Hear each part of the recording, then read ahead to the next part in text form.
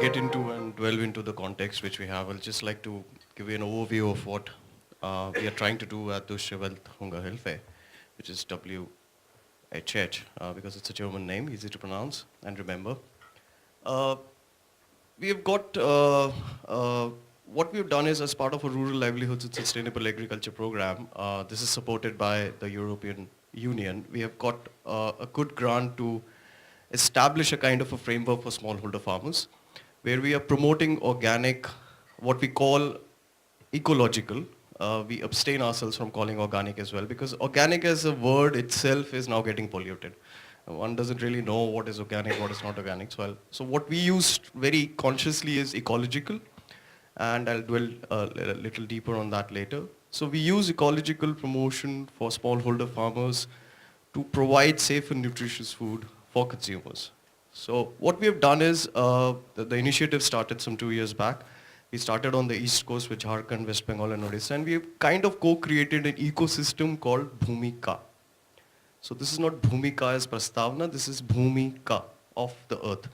And this ecosystem has been already up and running from last 2 years. We are now expanding it very aggressively. We have brought it down to now 6 states. So this is Jharkhand, Odisha, West Bengal, Madhya Pradesh, Rajasthan, Delhi NCR, and now probably we'll be looking at Punjab as well.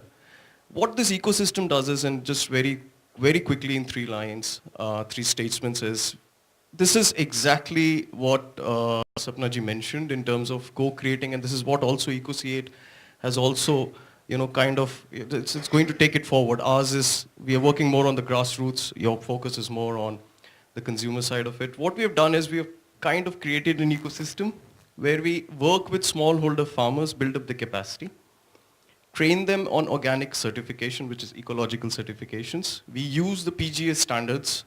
We are not using NPOP, we are not using USDA. We are just using something which is very, very localized, lowest cost, is understandable to the farmer, and he can possibly relate with it. No third-party system certifications. I wish Anup would have been here. I think he left from the previous panel. And that's what we do. So we train that, build the capacities of the farmers. Now we work with smallholder farmers. It's a very, very vital role as far as the smallholder farm agrarian economy is concerned. We need people who can possibly act as an aggregator, either add some value addition. So we work along with retailers as well. Retailers like our dear friend who mentioned about Joshi, which is what, the things which Bhoomika is also promoting. We need to support retailers as well. They are the people who are actually interacting with the consumers. They are the first gate, which are the first one which open up. Forget about the farmer, the produce, the understanding of ecological concepts is something which comes from them. We support retailers. We also support ecopreneurs. Ecopreneurs, people who want to start something by virtue of the passion, or they have identified a market need which is possibly getting not catered to at that point in time. So that's, and then obviously consumers. So our project Bhoomika, 40% is only farmers. 60% of that mandate. The context, this is what Bhoomika is, a good network platform. We are working with 17 different network partners as well across, where we handheld and support farmers, small marginal farmers, absolutely small, less than 2 hectares. Those are the people we are working with. Our emphasis is on women farmers. I was just very briefly local. Hyperlocal is something very, very localized, right? I think the temptation is always that, okay, Delhi is a big market, right? Gurgaon is a big market, NCR is a big market, right? Price versus expensiveness versus price also is led by a perception. So if it is expensive, it is good. We have all been fed into it, right? We all feel if it's premium, yes, that's the word. If it is premium, it must be good. What we have done is we have told our farmers that don't look at Delhi markets, right? So where our farmers are in, let's say in Banswara, we are telling them to look at a hyper-local strategy. We are asking them to capture Banswara first, then look at Udaipur, then go to Jaipur. That's it, period. You don't have to go anywhere. Because in our, I think we all are driven by the Economist articles. Market size is $1 billion US.